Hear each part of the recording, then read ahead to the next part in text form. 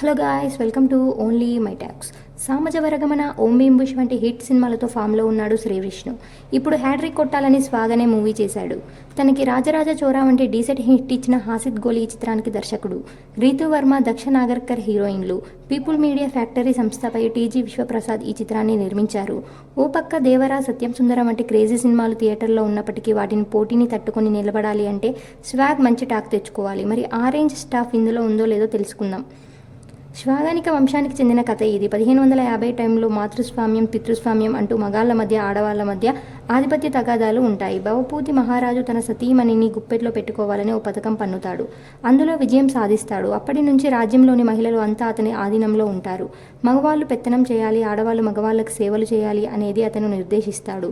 అదే క్రమంలో తన రాజ్యంలో ఉన్న ఓ నంపుసకుడిని చంపేసి ఇలాంటి వాళ్ళు తన రాజ్యంలో ఉండకూడదు అంటూ తీర్మానిస్తాడు. అయితే తన తర్వాతి సంతతితో యాబూతికి వరుసగా ఆడపిల్లలు పుడతారు. తర్వాత మగపిల్లలు కవలలుగా పుడతారు. కానీ తన స్నేహితుడికి మగపిల్లలు లేరని తన ఇద్దరు పిల్లల్లో ఒకరిని దానం చేసిస్తాడు. వీరిలో ఒకరు నపుంసకులుగా పుట్టారని తర్వాత తెలుస్తుంది. మరోపక్క స్నేహితుడు తన కొడుకుని తీసుకొని వేరే ఊరికి వెళ్ళిపోతాడు. అతని దగ్గర పెరిగిన భవభూతి కిరాతకుడు అవుతాడు. మరోపక్క సంపుసకుడు అయినటువంటి విభూతిని వదిలేసి దూరంగా వెళ్ళిపోతాడు యాబూతి. ఈ క్రమంలో భవభూతి కొడుకు సింగా, శ్రీవిష్ణు, అనుభూతి, రీతు వర్మల కథ ఏంటి అనేది మిగిలిన కథ. దర్శకుడు హాసిద్ గోలి ఎంపిక చేసుకున్న పాయింట్ బాగుంది, కానీ టేకింగ్ చాలా గందరగోళంగా ఉంటుంది. ఫస్ట్ హాఫ్లో దాదాపు 40 నిమిషాల వరకు కథ ఏంటో అర్థం కాదు. ఆ టైంలో వచ్చే కామెడీని కూడా మనం పూర్తిగా ఆస్వాదించలేం. అయితే భవభూతి ఫ్లాష్ బ్యాక్ ఎపిసోడ్ని ఆసక్తి కలిగిస్తుంది. ఇంటర్వెల్ బ్లాక్ గజిబిజిగా అనిపించినా ఓకే అనిపిస్తుంది. మొత్తంగా ఫస్ట్ హాఫ్ జస్ట్ యావరేజ్ అనొచ్చు. ఇక సెకండ్ హాఫ్ విషయానికి వస్తే అబ్బుతి ఫ్లాష్ బ్యాక్ ఎపిసోడ్ను బాగానే డిజైన్ చేశారు. కొన్ని బ్లాక్స్ బాగున్నాయి, కానీ క్లైమాక్స్ మళ్ళీ గందరగోళంగానే ముగుస్తుంది.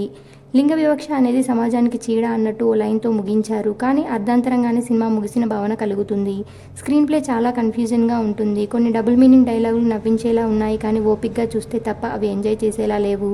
సినిమా మొత్తం అటెన్షన్స్తో, ఇంకో మాటలో చెప్పాలంటే బుర్ర పెట్టి చూస్తే తప్ప తొందరగా అర్థం కాదు.